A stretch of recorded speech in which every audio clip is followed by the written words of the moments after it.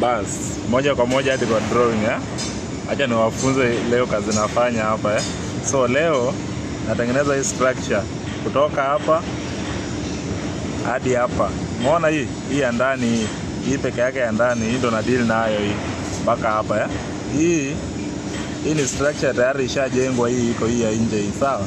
So ni ile yenye ninaweka ni hii ya ndani So hapa tuko na material yenye tunatumia ni aina ngapi? Aina mbili Kuna beam refu inaishia hapa, ingine tena inatoka hapa inakuja mpaka hapa, sawa? Hizi ni beam mbili.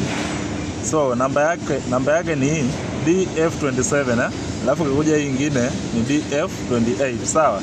Hizo ndo naunganisha sasa Ikikuja pale kwa drawing yake layout ya side moja full inakuja ndio hii hapa Umekaona haka kandani haka mpaka hapa So ile yenye unaona DF28 ndio hii hapa tayari nishaiweka DF28 Alafu ile DF27 ndio hii. Hizo ndio ile refu unaicheck. DF27 ni hii refu hii. DF28 ni haka dogo unaona. So hii inafaa ipandishwe juu, inafaa iwekwe juu unaona. Pale juu unaweza ona pale, unaweza spot pale juu kuna holes hapo unaona. Hii kitu inafaa iende juu, ifungwe na hapo But so first thing ni kuarrange kwanza kufunga hizi bolt za chini hizi. Tunafunga kama bado ingali chini.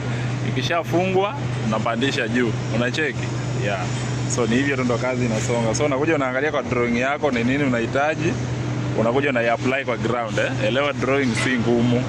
Bali kuna ugumu ni huwa kama unaweza apply hiyo kitu kwa ground. Hapa ndo kuna shida. But kama unaweza apply, drawing ni rahisi sana Hiyo drawing ndio nikupea maelekezo.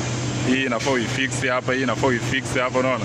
So unakuja kwa ground So hapa tayari tulishatafuta hii material yetu tumeifix hapa So ukikuja pale kwa drawing, ukirudi hapa kwa drawing, hapa kuna DF28 na kuna DF27. So unakuja hapa kwa menu yako ya drawing unatafuta DF28 ya kwanza ndio hii.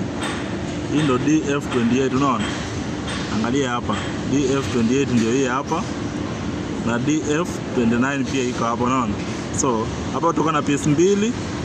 Hii ni piece mbili ya DF27 na piece 9 ya DF28 So tunahitaji hizi ndo DF28 hizi zenye unaona naongelea hizi. Hizo tunahitaji zikuwe 9, alafu hizi ziko mbili unaona? Symbol. So hiyo sasa ndo niko na assemble hapa.